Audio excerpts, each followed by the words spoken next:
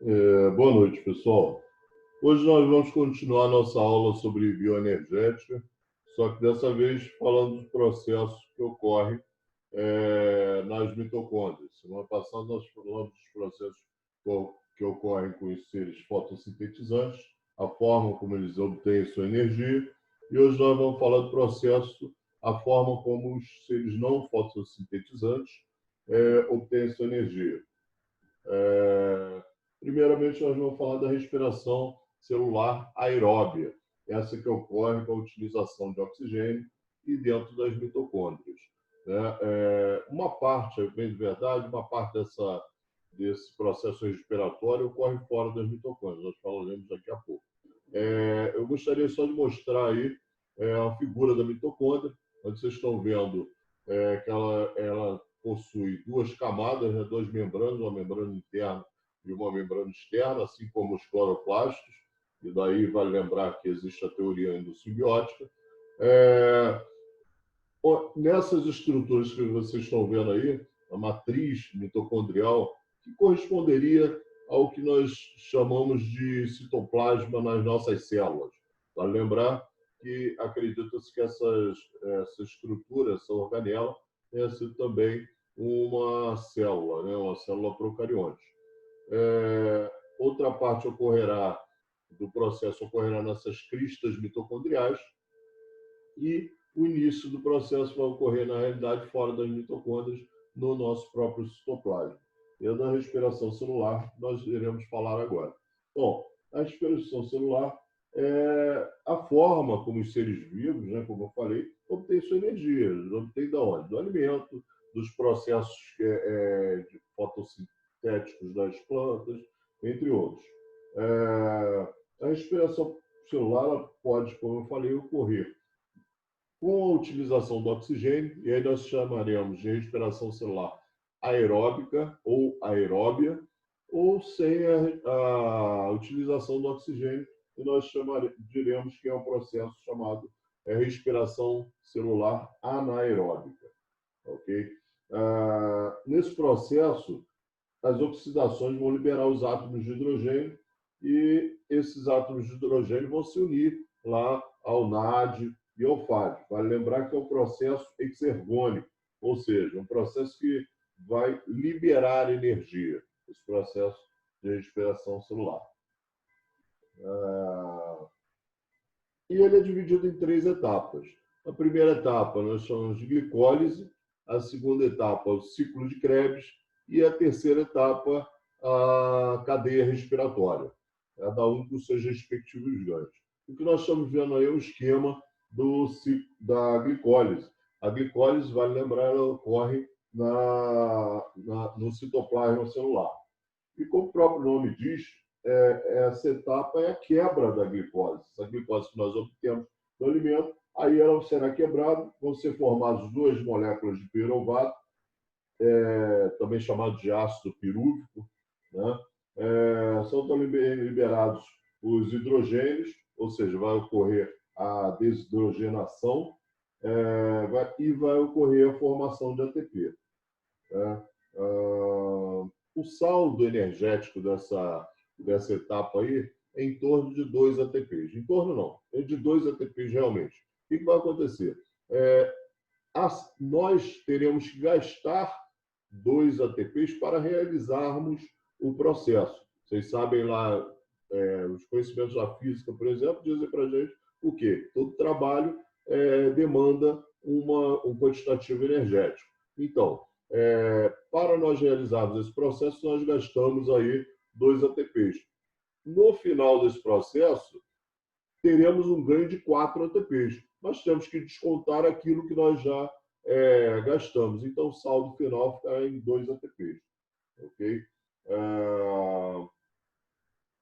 Outra etapa é o ciclo de Krebs. Esse ciclo de Krebs ele é assim chamado porque foi descoberto por um bioquímico chamado Hans Krebs. Né? Na realidade, esse camarada era inglês, mas o nome soa meio alemão. Né? Esse ciclo ele ocorre na matriz mitocondrial, diferentemente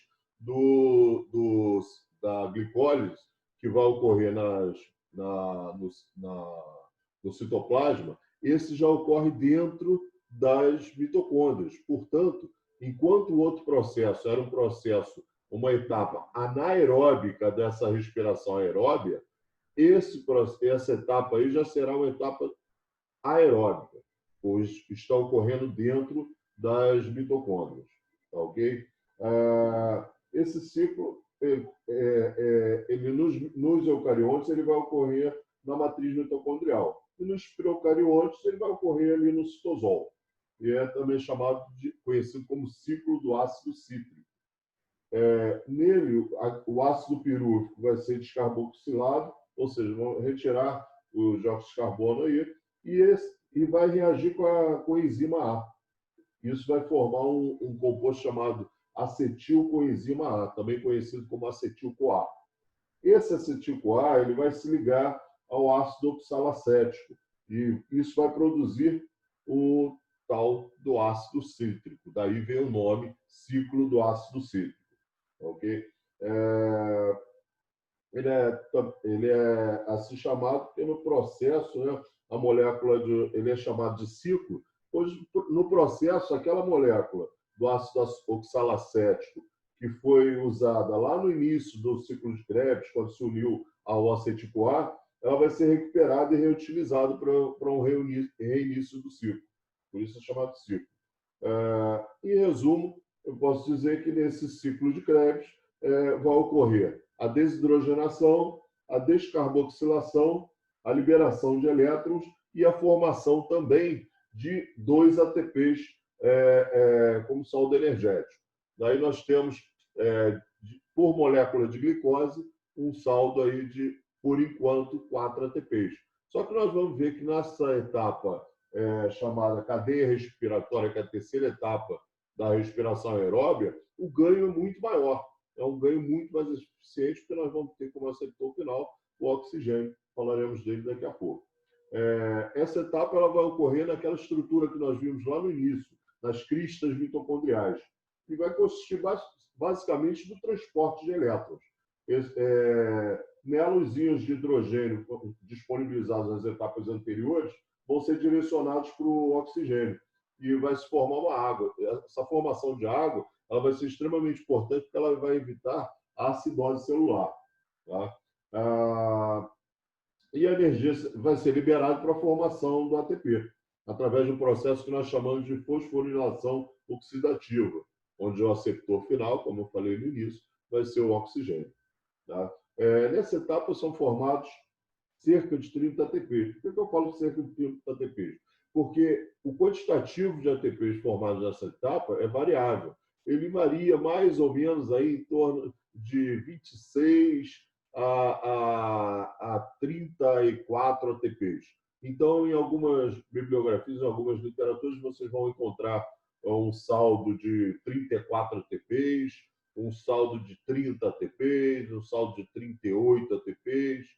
Vai ficar sempre em torno disso. Vai ser bem diferenciado da glicólise, que você vai ver que sempre terá um saldo de 2 ATPs, e do ciclo de Krebs, que sempre terá um saldo também de 2 ATPs. Tá, ok? Em relação a... aí nós temos nesse slide, nós temos um resumo, né, do que ocorre, né, nessas 3 etapas da respiração celular aeróbica. Nós estamos vendo a mitocôndria em destaque, a glicólise ocorrendo lá no citoplasma, o ciclo de Krebs já ocorrendo dentro da matriz mitocondrial, já, portanto, já dentro da organela mitocôndria, e a cadeia respiratória também ocorrendo dentro da mitocôndria, nas cristas mitocondriais. Okay? Embora a seta não aponte muito bem aí, não, mas ela ocorre dentro das cristas mitocondriais. Tá, okay? Outro processo de ganho energético é a respiração celular anaeróbica. Né? Ela vai se iniciar lá com a glicólise, né? Vai ocorrer também o ciclo de Krebs, mas o aceptor final vão ser moléculas orgânicas. ou então moléculas como enxofre, sulfato, moléculas que não têm a mesma eficiência que o O2. Por isso, nós vamos ter um ganho energético muito reduzido, um ganho energético parecido lá com as primeiras duas etapas da respiração celular aeróbica. Um processo de obtenção de energia que anaeróbio é a fermentação alcoólica. Na fermentação alcoólica, a glicose vai ser degradada também, mas não vai ocorrer o quê? Não vai ocorrer a participação nem das mitocôndrias e nem do oxigênio. É um processo totalmente anaeróbio. Depois da glicólise, vão ser formadas moléculas de etanol. Esse processo ele é muito utilizado na fabricação lá de bebidas alcoólicas, como vinhos, cervejas, cachaças. Dessa união do ácido pirúvico com hidrogênio que vai ocorrer, como vocês estão vendo aí na arte, que vai ocorrer a formação do etanol. E também com a descarboxilação, vocês estão vendo logo após a formação do ácido pirúvico ali. Ou seja, houve a ruptura, a glicólise, né? A ruptura da glicose, os NAD aproveitaram seus compostos, NAD aproveitaram os hidrogênios, aproveitaram a energia, e esse ácido pirúvico, sofrendo a descarboxilação, isso vai gerar o etanol. Bom, outro tipo de fermentação é a fermentação lática. Né? A fermentação lática é uma fermentação que ocorre, inclusive, conosco também. Tá? É uma fermentação que é muito usada também pelas bactérias, pelos fungos. E assim como a fermentação alcoólica, também vai haver formação de ácido pirúvico, a utilização de NADs e PADs, e vai ser muito utilizada na fabricação de iogurtes, de queijos, embora esse tipo de fermentação também ocorra, como eu falei, com nós seres humanos. Ela ocorre aonde? Ela ocorre, por exemplo, quando você deixa de higienizar a sua mucosa oral, seja os dentes, seja a própria mucosa oral, você deixando de higienizar a sua boca. Esse processo começa mais ou menos depois de cerca de 15 minutos que você comeu e não escovou os dentes. Vai lembrar que esse processo, junto com outras bactérias, como a mutans, vão levar à formação de cárie. E nunca é demais lembrar que a formação de cárie ela afeta não só a nossa mucosa oral, como também partes musculares e até mesmo o nosso coração. Já visto que vários atletas aí, já foram descobertos que vários atletas, às vezes, têm contusões seguidas umas das outras, e depois descobre-se que esse atleta ele tinha, na realidade, cárie. Isso houve um ganho nas vias séricas, ou seja, nos dutos, nos nossos vasos sanguíneos, e acabou acarretando numa lesão. Tá? Então, vale a pena nós escovarmos não só os dentes, como também a mucosa oral, até porque mais de 80% das bactérias, elas na realidade ficam na nossa mucosa oral e não exatamente nos nossos dentes. Então, vale a pena escovarmos, higienizarmos ambas as estruturas. Outra forma que nós encontramos o ácido lático no nosso organismo é quando você faz uma atividade aeróbica muito intensa, como, por exemplo, a corrida ou de longa duração. Isso vai fazer com que não haja uma eficiente irrigação das suas células, dos seus grupos celulares pelas vias séricas, ou seja, o sangue não chegue corretamente até as suas células, fazendo com que essa célula tenha que dar seu jeito para obter energia, para continuar o seu processo. Essa célula vai gerar o quê? Vai gerar energia através da fermentação. Sim, o nosso corpo também consegue fermentar. Só que é extremamente deficiente. Como eu falei, o ganho energético é muito baixo. E o acúmulo desse ácido lático no nosso organismo vai gerar o quê? Vai gerar a famosa cãibra. né? Essa fermentação lática ela é muito utilizada na fabricação de iogurtes e queijos. Tá? Existe também um outro processo chamado fermentação acética, mas só que é o processo de formação do vinagre. Só que isso não é, na realidade, uma fermentação. Tá? Embora em algumas literaturas vocês encontrem como fermentação acética, isso não é verdade, porque nesse processo vai ser utilizado o oxigênio. Então, isso vai ser, na realidade, uma oxidação. Ok? Aqui nós temos aí a fórmula da respiração aeróbica, anaeróbica, perdão, e posteriormente a respiração aeróbica. Vocês veem que tem a quebra, a glicólise, né? A quebra da glicose ali, C6H12O6, é a fórmula da glicose, formando o ácido pirúrico, o etanol. No caso ali está a fermentação alcoólica só. Embaixo vocês têm a aeróbica, vocês têm 6 moléculas de dióxido de carbono, tem água e a formação de ATP. Como eu falei, essa formação, esse quantitativo de ATP, ele vai ser variável. Por quê? Porque a cadeia respiratória ela vai depender de uma série de processos que poderão fazer com que isso varie ou não.